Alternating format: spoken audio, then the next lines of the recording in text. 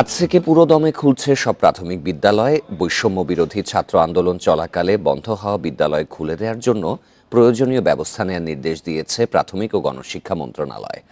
মঙ্গলবার এক বিজ্ঞপ্তিতে বলা হয়, প্রাথমিক ও গণশিক্ষা মন্ত্রণালয়ের আওতাধীন প্রাথমিক পর্যায়ের শিক্ষা প্রতিষ্ঠানগুলোর শ্রেণী কার্যক্রম পুরোদমে চালু হবে।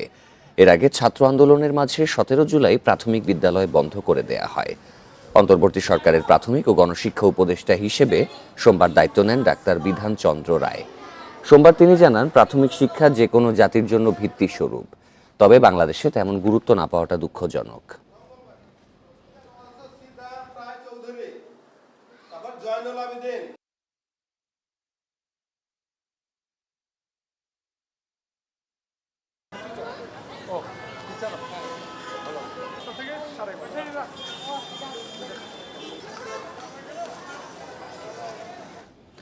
প্রাথমিক বিদ্যালয় খোলা নিয়ে আরও জানাতে এবার টাঙ্গাইল থেকে যোগ দিচ্ছেন সহকর্মী মামুনুর রহমান। মামুনুর, অনেকদিন পর প্রাথমিক বিদ্যালয় খুলবে, তার আগে প্রস্তুতি কেমন দেখা যাচ্ছে? অনেকদিন পর খুলবে বিষয়টি তেমন না। 5 তারিখে শেখ হাসিনা সরকার পতনের পর 6 তারিখ থেকে কিন্তু জেলার অনেক প্রাথমিক শিক্ষা প্রতিষ্ঠানে খুলতে শুরু করেছিল। যদিও সেই সময়টাতে শিক্ষার্থী কম থাকলেও 8-9 তারিখের পর থেকে কিন্তু শিক্ষার্থীর উপস্থিতি আমরা অনেক দেখতে পেয়েছি। এখন আমি আছি টাঙ্গাইলে বিন্দুবাসিনী বালিকা বিদ্যালয়, যেখানে প্রাথমিক অংশের শিক্ষার্থীদের অভিভাবকদের সাথে কথা বলে যেটা জানতে পারলাম যে তারা 6 তারিখ থেকেই বিদ্যালয়ে আসছে এবং যথারীতি ক্লাস হচ্ছে। তো প্রথম 2-1 দিন ক্লাস একটু কম হলেও তারপরে কিন্তু পূর্ণদমে ক্লাস হচ্ছে। যদিও একটি বিজ্ঞপ্তির মাধ্যমে অনেক গার্ডিয়ান মানে অভিভাবকের দৃষ্টিগোচর হয়েছে যে প্রাথমিক বিদ্যালয় আজকে থেকে খোলার কথা রয়েছে, কিন্তু টাঙ্গাইলের অধিকাংশ প্রাইমারি প্রাথমিক বিদ্যালয় 6 তারিখের পর থেকে কিন্তু খুলতে শুরু করে, এমন তথ্য আমরা পেয়েছি। তো এই বিষয়ে আমি জেলা প্রাথমিক শিক্ষা কর্মকর্তার সাথে কথা বলার জন্য গত রাত থেকে বারবার চেষ্টা করছিলাম। গত রাত থেকে আজকে পর্যন্ত 8 দফায় তাকে ফোন দিয়েছিলাম। তার ফোন খোলা থাকলেও তিনি কিন্তু ফোন ধরেননি। আর এখন যে বিদ্যালয়ে এসেছি, এই বিদ্যালয়ের শিক্ষার্থীরা আসলেও এখন পর্যন্ত কোনো শিক্ষক না আসায় শিক্ষকদের কাছ থেকে কোনো তথ্য পাইনি। তবে শিক্ষক সমিতির যে সমিতি রয়েছে, এই সদর উপজেলার যে প্রাথমিক শিক্ষক সমিতির যিনি সভাপতি রয়েছেন আব্দুল মালেক, তার সাথে আমার কিছুক্ষণ আগে কথা হয়েছে। তিনি যেটা বলেছেন যে 5 তারিখে সরকার পতনের পর 6 তারিখ থেকেই শিক্ষা কর্মকর্তাদের মৌখিক নির্দেশের পর থেকেই তারা তাদের আওতাধীন শিক্ষা প্রতিষ্ঠান খোলার জন্য শিক্ষকদের সাথে কথা বলেছেন এবং 6 তারিখ থেকেই এই শিক্ষা প্রতিষ্ঠান খুলেছেন। তবে শিক্ষার্থীর উপস্থিতি কম ছিল, যেটা ধীরে ধীরে বাড়তে থাকে। তো যদিও কর্তৃপক্ষের কাছ থেকে এখনো আনুষ্ঠানিক কোনো বক্তব্য আমরা নিতে পারিনি। এই হচ্ছে আমার কাছে টাঙ্গাইল থেকে প্রাথমিক শিক্ষা কার্যক্রমের সর্বশেষ। টাঙ্গাইল থেকে জানাচ্ছিলেন সহকর্মী মামুনুর রহমান। সাবেক প্রধানমন্ত্রী শেখ হাসিনার বেসরকারি শিল্প ও বিনিয়োগ বিষয়ক উপদেষ্টা সালমান এফ রহমান ও সাবেক আইনমন্ত্রী আনিসুল হক গ্রেপ্তার হয়েছেন। রাজধানী সদরঘাট থেকে তাদেরকে আটক করে পুলিশ। ঢাকা মহানগর পুলিশ কমিশনার মাইনুল হাসান বিষয়টি নিশ্চিত করে জানান, ঢাকা নিউ মার্কেট থানার একটি মামলায় তাদের গ্রেপ্তার দেখানো হয়েছে। কোটা সংস্কারের দাবিতে বৈষম্য বিরোধী ছাত্র আন্দোলনের কর্মসূচি চলাকালে 16 জুলাই ঢাকা কলেজের সামনে সংঘর্ষে নিহত হয় 2 জন। তাদের একজন ছাত্র ও আরেকজন হকার। এই ঘটনায় নিউ মার্কেট থানায় আলাদা 2টি হত্যা মামলার ইন্ধনদাতা হিসেবে গ্রেপ্তার হন তারা। গত 5ই আগস্ট ছাত্র জনতার আন্দোলনের মুখে দেশত্যাগ করেন শেখ হাসিনা। এরপর মন্ত্রিপরিষদ সদস্য ও আওয়ামী লীগ নেতারা আত্মগোপনে চলে যান।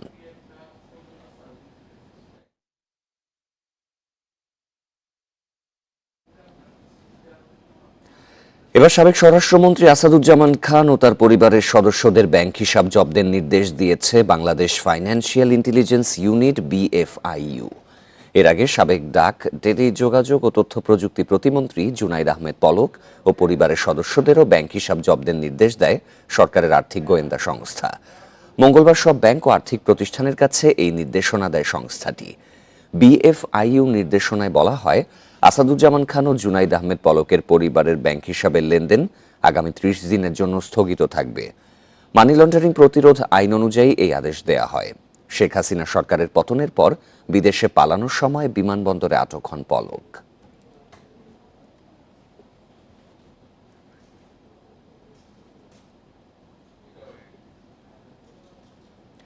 সাবেক প্রধানমন্ত্রী শেখ হাসিনাকে প্রধান আসামি করে হত্যা মামলার আদেশ দিয়েছে ঢাকার আদালত। কোটা সংস্কার আন্দোলনে রাজধানীর মোহাম্মদপুরে দোকানদার আবু সাইদ নিহতের ঘটনায় মামলাটি করেন এক ব্যবসায়ী। এতে সাবেক সড়কমন্ত্রী, স্বরাষ্ট্রমন্ত্রী, সাবেক আইজিপি সহ 7 জনকে আসামি করা হয়েছে। মামলাটি রেকর্ডের জন্য মোহাম্মদপুর থানাকে নির্দেশ দিয়েছে আদালত। গেল 19 জুলাই মোহাম্মদপুরে কোটা সংস্কার আন্দোলনকারীদের লক্ষ্য করে নির্বিচারে গুলি চালায় পুলিশ। সে সময় রাস্তা পার হতে গিয়ে গুলিতে নিহত হন মুদি দোকানদার আবু সায়েদ। এ ঘটনায় মঙ্গলবার মামলা নেওয়ার জন্য ঢাকার চিফ মেট্রোপলিটন ম্যাজিস্ট্রেট রাজেশ চৌধুরীর আদালতে আবেদন করেন ব্যবসায়ী SM আমির হামজা। এজাহারে নিরীহ নাগরিক হত্যার বিচার দাবি করেন তিনি। আদালত তার জবানবন্দি রেকর্ড এবং পরে মোহাম্মদপুর থানাকে মামলার নির্দেশ দেন।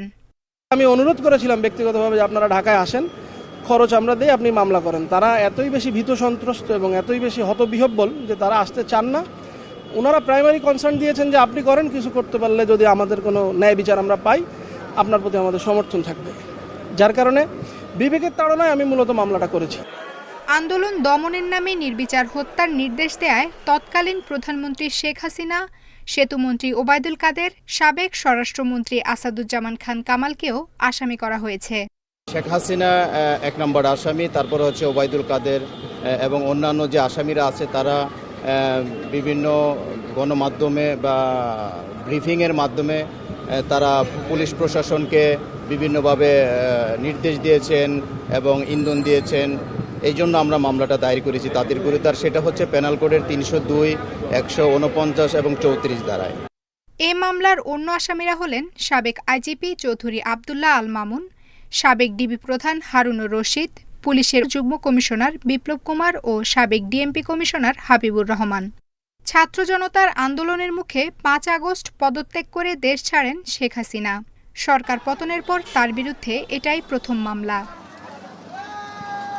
আফসানা আফরোজ জুই, ইন্ডিপেন্ডেন্ট নিউজ, ঢাকা। সরকার পতন আন্দোলনের সময় হত্যা ও হামলায় জড়িতদের বিরুদ্ধে আজ সারা দেশে থানায় মামলা করার আহ্বান জানিয়েছে বৈষম্য বিরোধী ছাত্র আন্দোলন। সেই সাথে শেখ হাসিনার বিচার সহ 4 দফা দাবি জানিয়েছেন তারা। গতকাল বিকেলে ঢাকা বিশ্ববিদ্যালয় ক্যাম্পাস থেকে তারা এই দাবি জানান। মঙ্গলবার বিকেলে শিক্ষার্থীদের রেজিস্ট্যান্স উইক কর্মসূচি শুরু হয় ঢাকা বিশ্ববিদ্যালয়ের রাজু ভাস্কর্যের পাদদেশে। নির্ধারিত সময়ের আগেই জড়ো হতে থাকেন শিক্ষার্থীরা। তখন শেখ হাসিনার ফাঁসির দাবিতে প্রকম্পিত ঢাকা বিশ্ববিদ্যালয় ক্যাম্পাস। পরে কর্মসূচির অংশ হিসেবে ক্যাম্পাসে লং মার্চ মিছিল করেন শিক্ষার্থীরা। লং মার্চ শেষে বিক্ষোভের সব মিছিল মিশে যায় কেন্দ্রীয় শহীদ মিনারে। সেখানে শহীদদের স্মরণে 1 মিনিট নীরবতা পালন করা হয়। এ সময় 4 দফা দাবি তুলে ধরেন তারা। ফ্যাসিবাদী কাঠামোকে ব্যবহার করে যেসব হত্যাকাণ্ড ঘটানো হয়েছে সেগুলোর দ্রুত বিচার নিশ্চিত করতে বিশেষ ট্রাইব্যুনাল গঠন করতে হবে। যারা পরিকল্পিত ডাকাতি ও লুণ্ঠনের মাধ্যমে গণ অভ্যুত্থানকে বিতর্কিত করার প্রচেষ্টায় অংশগ্রহণ করেছে তাদের বিচার নিশ্চিত করতে হবে। যারা ছাত্র জনতার অভ্যুত্থানে হামলা, মামলা এবং হত্যাকাণ্ডকে বৈধতা দিয়েছে এবং ফ্যাসিবাদ বারংবার কায়েম করার চেষ্টা করেছে তাদের দ্রুততম সময়ে অপসারণ ও বিচার নিশ্চিত করতে হবে। প্রশাসন ও বিচার বিভাগে যারা এতদিন বৈষম্যের শিকার হয়েছে তাদের জন্য সবার জন্য ন্যায্যতার ভিত্তিতে সমান সুযোগ সুবিধা নিশ্চিত করতে হবে।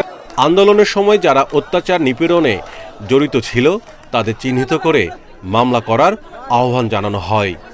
ফ্যাসিবাদী দালালরা খোয়ারে লুকিয়ে আছে, সেখান থেকে তাদেরকে আমরা খুঁজে খুঁজে বের করে আইনের আওতায় নিয়ে আসব। মামলা দেওয়ার পাশাপাশি আন্দোলনে শহীদ ও আহতদের তালিকা করতে তথ্য দেওয়ারও আহ্বান জানান আন্দোলনকারীরা। Mahmudul Hasan, independent News, Dhaka. আপনারা দেখছেন ইন্ডিপেন্ডেন্ট সংবাদ। সম্পূর্ণ অটোমেটেড মেশিনে তৈরি সাপোর্ট ফাইবার গ্লাস শিট, ব্যবসা এবার হবেই হিট। নেই চেয়ার টেবিল, কম্পিউটার কিংবা ইন্টারনেট সংযোগ, অ্যানালগ পদ্ধতিতেই চলছে জিডি মামলার কার্যক্রম। অধিকাংশ গাড়ি ভাঙচুর হওয়ায় সেবা দিতে পড়তে হচ্ছে বিপাকে। এমনই নানা সমস্যার সীমাবদ্ধতা নিয়ে চালু হলো ঢাকা মহানগরের বেশিরভাগ থানার কার্যক্রম। এরপরও সাধারণ মানুষকে সেবা দেওয়ার দৃঢ় মনোবল নিয়ে কাজে ফিরেছে পুলিশ সদস্যরা। সামাজিক শৃঙ্খলা রক্ষা আর সাধারণ মানুষের নিরাপত্তায় পুলিশ সবসময় রাষ্ট্রের জন্য গুরুত্বপূর্ণ, কিন্তু সাম্প্রতিক রাজনৈতিক পট পরিবর্তনে বাধাপ্রাপ্ত হয় এই বাহিনীর স্বাভাবিক কার্যক্রম। 5 আগস্টের পর সপ্তাহখানেক বিরতি দিয়ে আবারও নিজ কর্মস্থলে ফিরেছেন পুলিশ সদস্যরা। ঢাকা মেট্রোপলিটন পুলিশ ডিএমপির গুলশান ও মিরপুর বিভাগের থানাগুলো এখনও স্বাভাবিক রূপে ফেরেনি। গুলশান বিভাগের 6টি থানার মধ্যে 3টি, মিরপুর বিভাগের 7টি থানার মধ্যে 5টি থানা ক্ষতিগ্রস্ত হয়। সেনা সদস্যদের পাহারায় সীমিত পরিসরে শুরু হয়েছে বাড্ডা থানার কার্যক্রম। থানায় পুলিশ পেয়ে সাধারণ মানুষও খুশি। পুলিশ ছিল না, থানারিয়া ছিল না, আমরা অনেক সমস্যার মধ্যেই ছিলাম। এখানে কার্যক্রম চলতেছে, অনেক ভালো লাগতেছে। নতুন বাজারে অবস্থিত ভাটারা থানা, থানার সাথে ছিল পুলিশের বাসস্থান, সবই ক্ষতিগ্রস্ত হয়েছে। অস্থায়ীভাবে ভাটারা থানা চালু হয়েছে গুলশানের আজাদ মসজিদের পাশে। খিলক্ষেত থানাতেও সীমিত পরিসরে দেওয়া হচ্ছে নাগরিক সেবা। গুলশান থানা তেমন ক্ষতিগ্রস্ত হয়নি, ফলে স্বাভাবিকভাবেই সেবা দিচ্ছে এখানকার পুলিশ সদস্যরা। আমাদের গুলশান থানার কার্যক্রম শুরু হয়ে গেছে। পুলিশের জনতা, জনতায় পুলিশ, আমরা সবাই মিলে একত্রে কাজ করব। তো আমাদের জন্য পুলিশ অবশ্যই অনেক বেশি প্রয়োজনীয়। তাদের ছাড়া আমার মনে হয় না আমরা একটা দিনও পার করতে পারবো। রাজধানীর মিরপুরের পল্লবী থানা কয়েকটি চেয়ার টেবিল দিয়ে এখানেও হাতে কলমে চালু হয়েছে জিডি কার্যক্রম। আমি আশা করি যে সেবাটা আমি পেয়েছি, বাংলাদেশের এই 17 কোটি মানুষ আজকের পর থেকে যেন থানাতে এসে এই সেবাটাই পায়। মিরপুর বিভাগের মধ্যে সবচেয়ে বেশি ক্ষতিগ্রস্ত হয়েছে মিরপুর 2-এ অবস্থিত মিরপুর মডেল থানা। 3 তলা ভবনের প্রতিটি ফ্লোরই পুড়ে যায়। সব থানা নিরাপত্তায় রয়েছে সেনা সদস্যরা। থানাগুলো খুব দ্রুত স্বাভাবিক কার্যক্রমে ফিরবে বলে আশাবাদী সাধারণ মানুষ। সাদাত রহমতুল্লাহ, ইন্ডিপেন্ডেন্ট নিউজ, ঢাকা। জাতীয় অর্থোপেডিক হাসপাতালে 15 জুলাই থেকে পর্যন্ত 637 জন চিকিৎসা নিয়েছেন। এদের মধ্যে 386 জন গুলিবিদ্ধ, মারা গেছেন 2 জন, পা কাটা পড়েছে 8 জনের। হতাহতদের মধ্যে কেউ বৈষম্য বিরোধী ছাত্র আন্দোলনের সৈনিক, কেউ সাধারণ মানুষ। এদের সবার চিকিৎসা খরচ যোগাচ্ছে অন্তর্বর্তী সরকার।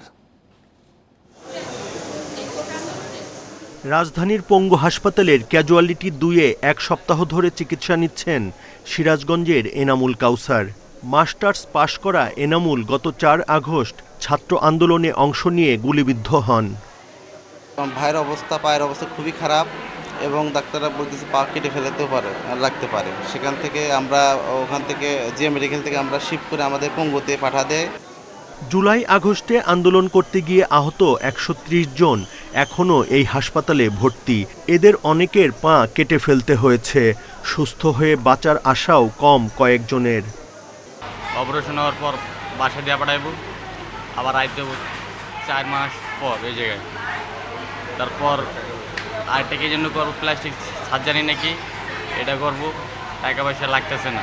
ডাক্তার বলছে আমার সামনে আরও অপারেশন 2টা আছে, তো কবে সুস্থ হয়ে বাড়িতে ফিরবো এখনও সঠিক বলা যায় না। তো আমার তো বাল বাচ্চা আছে, আমি একজন ড্রাইভার, কবে কর্ম করে এই হাত দিয়ে কর্ম করে খাবো সেটাও আমি সঠিক এখন পর্যন্ত জানি না। আমার ভাই গুলিবিদ্ধ হয়েছে 19 তারিখ বিকাল 3টায়। তার এখন 3টা অপারেশন হয়েছে, ডাক্তার বলছে আরেকটা অপারেশন লাগবে। হাসপাতাল কর্তৃপক্ষ বলছে আহতদের বিনামূল্যে চিকিৎসা দেয়া হচ্ছে। প্রয়োজন হলে অঙ্গ সংযোজন ও কর্মসংস্থানের পরিকল্পনাও রয়েছে।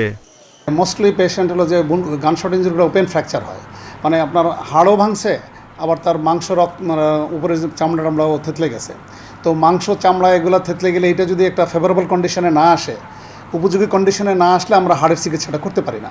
আর অঙ্গহানি যাদেরকে হয়েছে বা যারা একটু প্রতিবন্ধীর দিকে যাবে তাদের ইনকোর্স অফ টাইম আমরা সামনের দিকে হয়তো 1.5-2 মাস বা 3 মাস লাগবে তার প্রস্থেটিক লিম্বের জন্য, সেটার জন্য আমরা রেকর্ড রাখতেছি এবং তাদের জন্য সর্বোচ্চ সহযোগিতা যেটা করার জন্য আমার প্রতি নির্দেশনা আছে। আর এই দেশের আপামা সব মানুষই এগিয়ে আসছে, আমার মনে হয় তাদের চিকিৎসার অসুবিধা হবে না। আন্দোলনে আহত হয়ে পঙ্গু হাসপাতাল ছাড়াও অনেকে অন্য হাসপাতালেও চিকিৎসা নিচ্ছেন। Buddhadeb Kundu, independent News, Dhaka. প্রতি মাসে গড়ে 45টি নাম পরিচয়হীন মরদেহ দাফন করে আঞ্জুমান মুফিদুল ইসলাম। তবে গত মাসে ছাত্র জনতার আন্দোলনের সময় ৮১টি মরদেহ দাফন করে এই সংগঠন। এছাড়া পরিচয় শনাক্ত না হওয়ায় ঢাকা মেডিকেলের মর্গে পড়ে আছে ১৯টি মরদেহ। ধারণা করা হচ্ছে এদের বেশিরভাগই ছাত্র জনতার আন্দোলনের সময় নিহত হয়েছেন। জুলাইয়ের শেষে কোটা আন্দোলনে উত্তাল হয় সারা দেশ। ৫ আগস্ট পতন হয় আওয়ামী লীগ সরকারের। পুরো আন্দোলনে প্রাণ হারিয়েছেন কয়েকশো মানুষ। সবচেয়ে বেশি ১৩৯ মরদেহের হিসেব দিয়েছে ঢাকা মেডিকেল। পরিচয় শনাক্ত না হওয়ায় অনেকের মরদেহ দেয়া হয় আঞ্জুমান মুফিদুল ইসলামে। ময়নাতদন্ত না হওয়ায় এখনও মর্গে রয়েছে ১৯ মরদেহ, বেশিরভাগই ছাত্র আন্দোলনে নিহত। আননোন বডির ব্যাপারে আমরা সিআইডিকে জানাচ্ছি। সিআইডি আসলে তাদের পরিচয় জানা গেলে তারপরে আমরা ব্যবস্থা নেব। সিআইডি থেকে যখনই এই আননোন বডিগুলির জন্য এই ফিঙ্গারপ্রিন্ট নেওয়া হবে তারপরে আমরা ব্যবস্থা নেব। রাখছি যদি কোনো সময় লোকজন আসে দাবি দুবি করে, আইডেন্টিফাই যদি করে কেউ, এই জন্য ফ্রিজে রাখা হয়েছে। এর মধ্যে ২-১ জন লোক আসলে দেখে গেছেন, শনাক্ত করতে পারিনি। আঞ্জুমান মুফিদুলের কাছে ঢাকা মেডিকেল থেকে মরদেহ আসে ৪৬টি, সোহরাওয়ার্দী মেডিকেল থেকে ১৫, সলিমুল্লাহ মেডিকেল থেকে ১০ এবং গাজীপুরের শহীদ তাজউদ্দিন মেডিকেল থেকে ৮টি। জানুয়ারি থেকে জুন পর্যন্ত ২৭০ মরদেহ দাফন করেছে সংগঠনটি, আর শুধু জুলাইতে দাফন হয়েছে ৮১ মরদেহ। বেওয়ারিশ ডিক্লেয়ার করার প্রসেসটা কি? মনে করেন আমার একজন স্বজন ওই কেরানীগঞ্জ আপনার ইয়েতে থানায় বা মর্গে পড়ে আছে, তা আমি কি করে জানবো? এটা জানাবার জন্য যদি কোনো প্রসেস হয় তাহলে তো মানুষ জানতে পারলো। বা আমাদেরই যদি মনে করেন দায়িত্ব দেয় যে আঞ্জুমান এইটার ছবিটা আমরা মিডিয়াতে দিয়ে দেবে, তারপরে মিডিয়ার থেকে যেটা হদিশ হবে আমরা ওটাকে ফেস করার ব্যবস্থা করব। সব মরদেহ রায়ের বাজার কবরস্থানে দাফন করেছে আঞ্জুমান মুফিদুল। Hasan Misbah, Independent News, Dhaka. সংবাদের শুরুতে যেমনটি জানিয়েছিলাম, আজ থেকে পুরোদমে খুলছে সব প্রাথমিক বিদ্যালয়ে। এ বিষয়ে আরও জানাতে এবার খুলনা থেকে যোগ দিচ্ছেন সহকর্মী অভিজিৎ পাল। অভিজিৎ, আপনি এখন কোন বিদ্যালয়ে রয়েছেন খুলনার? সেখানকার স্বাভাবিক কার্যক্রম শুরু হচ্ছে কিনা, প্রস্তুতি নিয়ে শিক্ষকরা কি বলছেন? আমি এখন দাঁড়িয়ে আছি খুলনা শেখপুরা প্রাথমিক বিদ্যালয় গেটের সামনে। এই বিদ্যালয়ের স্বাভাবিক কার্যক্রম আজ সকাল ৯টা থেকে শুরু হবে, অতএব সকাল ৭টায় আসলে এখনো পর্যন্ত বিদ্যালয়ের যে কার্যক্রম সেই কার্যক্রম শুরু হয়নি। আমি যদি আপনাকে একটু দেখানোর চেষ্টা করি যে প্রায় ২৮ দিন পর এই বিদ্যালয়টি আজকে খুলবে এবং গত মাসে যখন ছাত্র জনতার আন্দোলন শুরু হয় সেই সময় আসলে সরকার এই বিদ্যালয়টি বন্ধ ঘোষণা করে, কারণ তারপরে থেকে আসলে এখন পর্যন্ত সে বিদ্যালয়ের কার্যক্রম বন্ধ ছিল। কিন্তু গতকালকে যখন সরকারিভাবে এবং কেন্দ্রীয়ভাবে সিদ্ধান্ত হয় যে প্রাথমিক বিদ্যালয়গুলো চালু হবে এবং তারপর থেকে আসলে মূলত আমরা দেখেছি যে প্রাথমিক বিদ্যালয়গুলো চালুর ব্যাপারে আসলে যারা শিক্ষক এবং কর্মকর্তা এবং কর্মচারীরা রয়েছেন তাদের ভিতরে এক ধরনের আগ্রহ রয়েছে। যেহেতু সকাল ৯টা থেকে এখানে ক্লাসের কার্যক্রম শুরু হবে, সে কারণে আসলে এখন পর্যন্ত আমরা বিদ্যালয়ের সামনে এসে আসলে বিদ্যালয়ের কাউকে আসলে এখন পর্যন্ত পাইনি। বিদ্যালয়ের গেটে এখনো তালা ঝুলছে। আশা করি সকাল ৯টার আগেই আসলে বিদ্যালয়টি খুলে যাবে এবং এখানকার যে নিয়মিত ক্লাস সেই নিয়মিত ক্লাসগুলো শুরু হবে।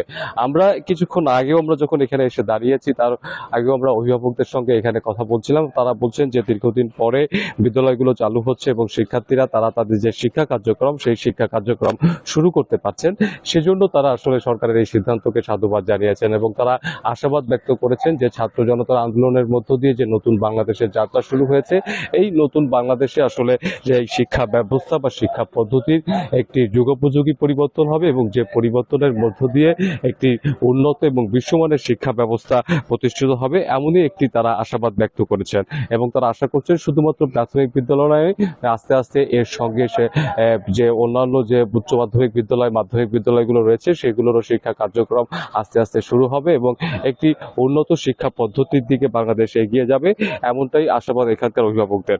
আর শিক্ষকদের মধ্যেও তারা অনেকটাই গতকাল থেকে অনেকটা চাঞ্চল্য ছিলেন এবং তার যেহেতু দীর্ঘদিন পরে বিদ্যালয় আবার খুলছে এবং শিক্ষার্থীরা বিদ্যালয়ে আসবেন, সেই যে শেষ মুহূর্তে যে এক ধরনের প্রস্তুতি, সেই প্রস্তুতিটা আমরা গতকালকে দেখতে পেয়েছি।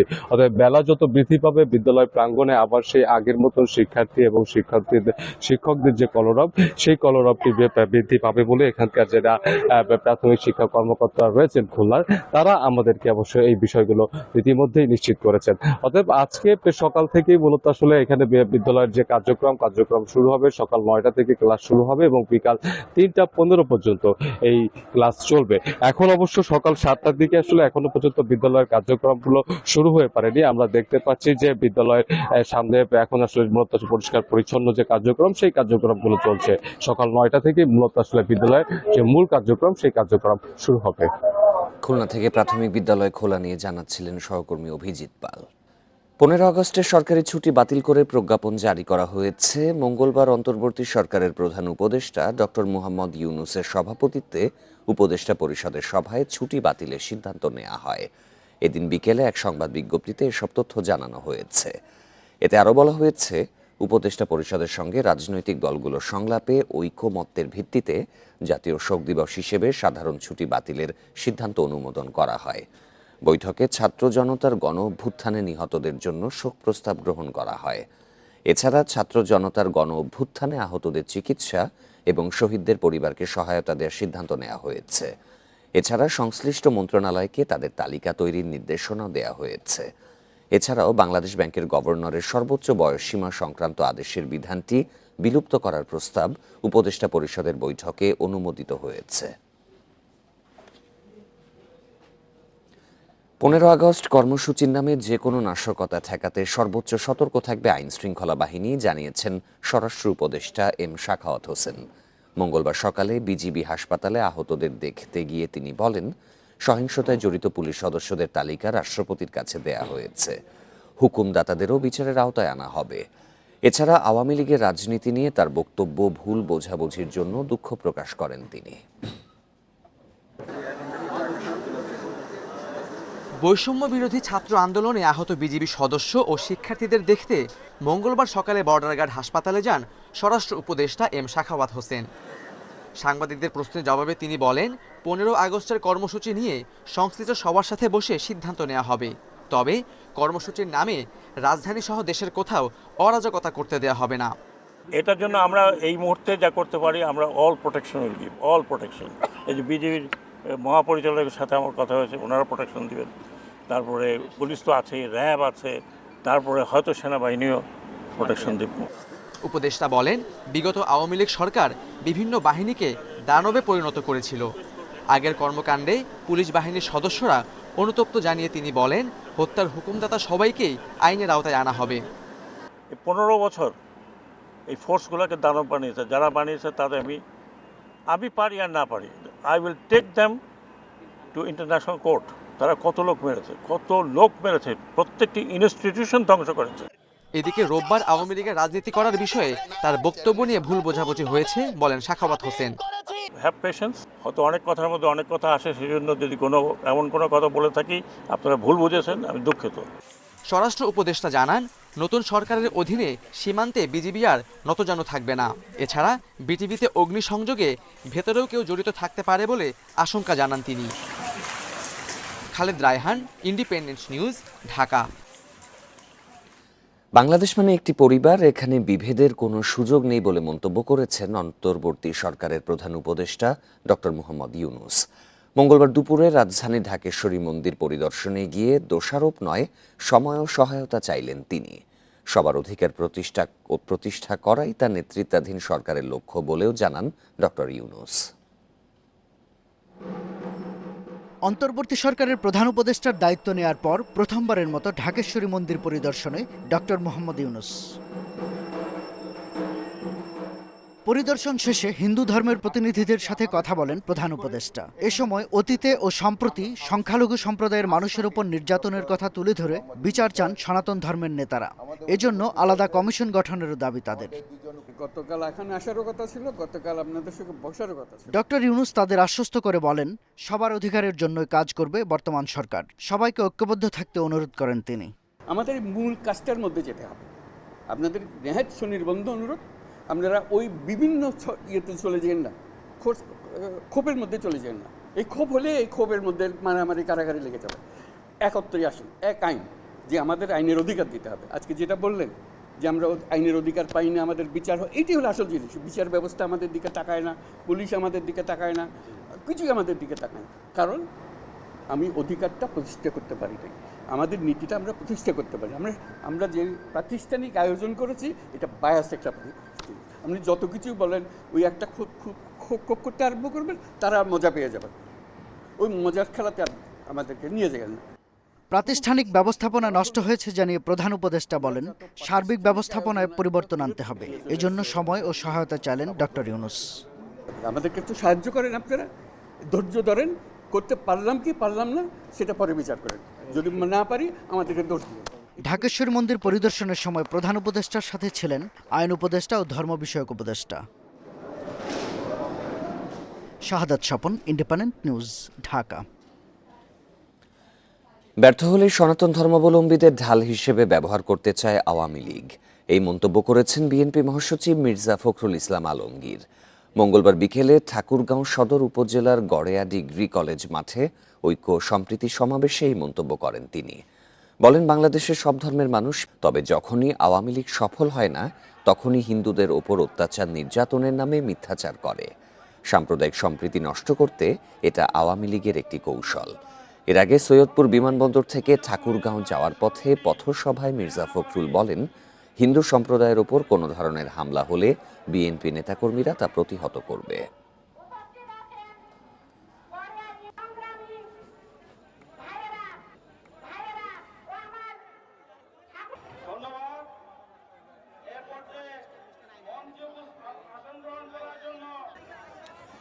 নির্বাচনে হেরে যাবে, আন্দোলনে হেরে যাবে, তখন তারা বলবে যে হিন্দু ভাইদের অত্যাচার নির্যাতন। আমার মা বোনেরা এখানে আছেন, আমার দাদারা আছেন, কাকারা আছেন, তারা খুব ভালো করে জানেন যে বাংলাদেশের সমাজে কখনোই আপনার রায়ত হয় না, কখনো হিন্দু মুসলমানের যুদ্ধ হয় না। মর্যাদার সঙ্গে 15ই আগস্ট শোক দিবস পালনের আহ্বান জানিয়েছেন আওয়ামী লীগ সভাপতি শেখ হাসিনা। মঙ্গলবার রাত 9টার দিকে তার ছেলে সজীব ওয়াজেদ জয়ের ফেসবুক পেজে পোস্ট করা এক খোলা চিঠিতে তিনি এই আহ্বান জানান। বঙ্গবন্ধুর সমাধিতে ফুল দেয়া এবং নিহতদের জন্য দোয়া করার আহ্বানও শেখ হাসিনার। ছাত্র আন্দোলন ঘিরে হত্যা ও নাশকতায় জড়িতদের চিহ্নিত করে শাস্তির দাবি করেন আওয়ামী লীগের সভাপতি। এছাড়া স্বজনহারাদের জন্য সহমর্মিতা জানান তিনি। বলেন, 1975-এর 15ই আগস্ট বঙ্গবন্ধুকে হত্যার স্মৃতি ধারণ করা ধানমন্ডির বাড়িটি দেশের মানুষকে উৎসর্গ করেছিলেন দুই বোন। ওই বাড়িটি ধ্বংস করা হয়েছে। পরিবারের যে স্মৃতি তাদের বেঁচে থাকার অবলম্বন ছিল তা পুড়িয়ে ছাই করা হয়েছে।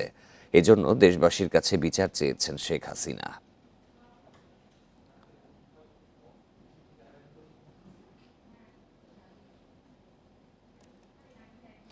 সংখ্যালঘুদের 8 দফা দাবি পর্যায়ক্রমে বাস্তবায়নের আশ্বাস মেলায় আগামী 3 দিন নতুন কোনো কর্মসূচি দেয়া হবে না। অন্তর্বর্তী সরকারের প্রধান ডক্টর মুহাম্মদ ইউনূসের সঙ্গে সাক্ষাৎ শেষে এই কথা জানিয়েছে সংখ্যালঘু অধিকার আন্দোলন। মঙ্গলবার সন্ধ্যায় ঢাকা বিশ্ববিদ্যালয়ে সংবাদ সম্মেলন করে আন্দোলনকারী সাধারণ শিক্ষার্থীরা। জানান, তারা দুপুরে প্রধান উপদেষ্টার সঙ্গে সাক্ষাৎ করেছেন। সেখানে সংখ্যালঘু নির্যাতনের বিচারের জন্য দ্রুত বিচার ট্রাইব্যুনাল গঠনের ব্যাপারে আলোচনা হয়েছে। এছাড়া দুর্গাপূজায় 5 দিনের ছুটি সহ সব দাবি আলোচনার মাধ্যমে বাস্তবায়ন করার আশ্বাস মিলেছে বলেও সংবাদ সম্মেলনে জানানো হয়। এজন্য মানুষের দুর্ভোগ সৃষ্টি করে কর্মসূচি না দেওয়ার কথা জানান শিক্ষার্থীরা।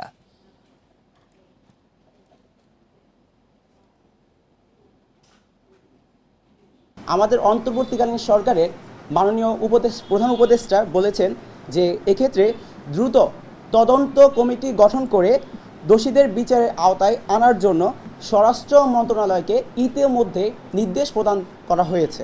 সেই কারণে আগামী 14, 15 এবং 16 আগস্ট সংখ্যালঘু অধিকার আন্দোলনের সাধারণ শিক্ষার্থীরা কোনো ধরনের কর্মসূচি রাখছে না।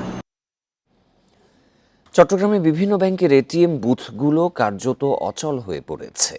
বুথের পর বুথ ঘুরেও টাকা পাচ্ছেন না গ্রাহকরা। এতে প্রয়োজনীয় অর্থের অভাবে বিপাকে পড়েছেন তারা। দ্রুত এই সংকট কাটিয়ে ওঠার আশ্বাস দিয়েছেন ব্যাংক কর্মকর্তারা। বেতন পেলেও বুথ থেকে টাকা তুলতে গিয়ে সমস্যায় পড়েছেন বেসরকারি চাকরিজীবী মোহাম্মদ জাকারিয়া। নাসিরাবাদ ২ নং গেট জিসি মোড়ের বিভিন্ন ব্যাংকের অন্তত ২০টি বুথে চেষ্টা করে ৩ দিনও পাননি টাকা। এখন স্যালারি পাইলাম, এখন যদি টাকাটা তুলতে না পারে তো আমরা খরচ করবো কীভাবে? এখন বাসা ভাড়া দিব, খাবো কীভাবে? এটা একটা সমস্যা না? তার মতো একই অবস্থায় পড়েছেন বিভিন্ন শ্রেণী পেশার মানুষ। এক বুথ থেকে ঘুরছেন অন্যটিতে। কিছু বুথে টাকা মিললেও তা একেবারেই সীমিত, তারপর বন্ধ হয়ে যায় বিকেলেই। 800 টাকা উঠাতে পারি নাই, এই যে 3 দিন ধরে আমার এখন 1 টাকা নেই পকেটে। শাটার বন্ধ, এখন কখন খুলে কখন বন্ধ করে জানি না, টাকা পাই না। বেসিক্যালি ছোট ছোট ট্রানজ্যাকশনগুলো করার জন্য করে। এখন যদি আমি 500-1000 টাকার জন্য ব্যাংকে যাই তাহলে ব্যাংকের এটার আর কাজটা কি? স্বাভাবিক সময়ে প্রতিদিন বুথগুলোই টাকা রিফিল করে দায়িত্বপ্রাপ্ত নিরাপত্তা প্রতিষ্ঠান। তবে কিছুদিন ধরে নিরাপত্তাহীনতায় তারা আসছেন না নিয়মিত। যান এবং মালের নিরাপত্তার জন্য তো পুলিশের কাছে যাব। যখন আমার জানের নিরাপত্তা নাই, আমি তখন টাকা নিয়ে বা মালের নিরাপত্তা নিয়ে কিন্তু এটিএম বুথে যেতে পারতেছি না। সো এক কথায় যদি বলতে হয়, আমাকে বলতেই হবে শুধুমাত্র নিরাপত্তার অভাবে আমরা এই সাপোর্টটা দিতে পারতেছি না। সাম্প্রতিক সময়ে নগরীর নিরাপত্তা নিয়ে নানা সীমাবদ্ধতার কথা জানান পুলিশ কমিশনার। তবে দ্রুততা কাটিয়ে ওঠার আশ্বাসও দিয়েছেন তিনি। যেসব জায়গায় আমার ফুল ফেজেড পুলিশ রয়েছে সেই সব জায়গায় আমি পুরো দমে আমি তাদেরকে সাপোর্ট দিতে পারবো যে এটিএম বুথগুলো টাকাতে ভরতে। যে আমার তো মাত্র 5টাই হয়েছে, তবে তো আরও তো 11টা থানা ফুল ফেজেড রয়েছে। এটিএম বুথে অর্থ সংকটের পাশাপাশি ব্যাংক থেকেও একজন গ্রাহক সর্বোচ্চ 2 লাখ টাকার বেশি তুলতে পারছেন না। Abdullah Rakib, independent news, Chittagong. শিক্ষার্থীদের রং তুলিতে রঙিন হয়ে উঠছে রাজধানীর বিভিন্ন সড়ক। যেখানেই ফাঁকা জায়গা পাচ্ছেন সেখানেই নিজেদের সৃজনশীলতা প্রকাশ করছেন শিক্ষার্থীরা। গ্রাফিতিতে স্থান পাচ্ছে দ্রোহের ইতিহাস, নিহতদের স্মৃতি আর অন্যায় অনিয়মের বিরুদ্ধে কঠোর প্রতিবাদ। আন্দোলনের প্রদীপ শিখা হয়ে বুক চিতিয়ে দাঁড়িয়েছিলেন রংপুরের আবু সাইদ। ঘাতক পুলিশের গুলিতে নিভে যায় তার জীবন প্রদীপ। এই গ্রাফিতিতে ফুটে উঠেছে সেই কাহিনী। শিক্ষার্থীদের রক্তের বিনিময়ে অর্জিত হয়েছে বিজয়। এবার সংস্কারের দায়িত্বটা তাদেরই, তাই বলছে এই ছবি। ছাত্রীদের ওপর ছাত্রলীগের হামলার চিত্র ফুটে উঠেছে রংতুলিতে। ফার্মগেট তেস্তুরি বাজার রোডের দেয়ালে স্থান পেয়েছে শিক্ষার্থীদের এমন সৃজনশীল সৃষ্টিকর্ম। স্মরণ করা হচ্ছে শহীদদের। দ্রোহের পাশাপাশি রয়েছে সাম্য ও একতার বাণী।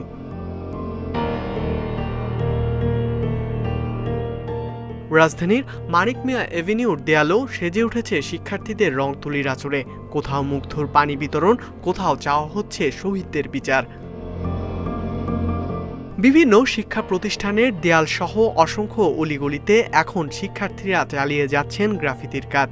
আইন ও ক্ষমতার অপব্যবহার ও অপরাজনীতির বিরুদ্ধেও অবস্থান পরিষ্কার করছেন তারা।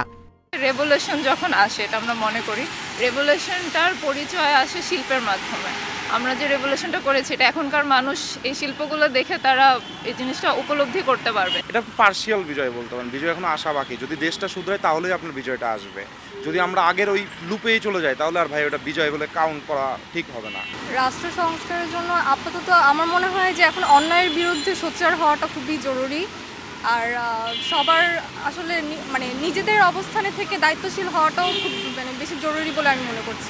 সড়কের এমন গ্রাফিতিগুলো যদি সমাজের মানুষের চিন্তাধারায় পরিবর্তন আনে তবেই তাদের সার্থকতা, বলছেন শিক্ষার্থীরা। ইকরামুল কবির, ইন্ডিপেন্ডেন্ট নিউজ, ঢাকা।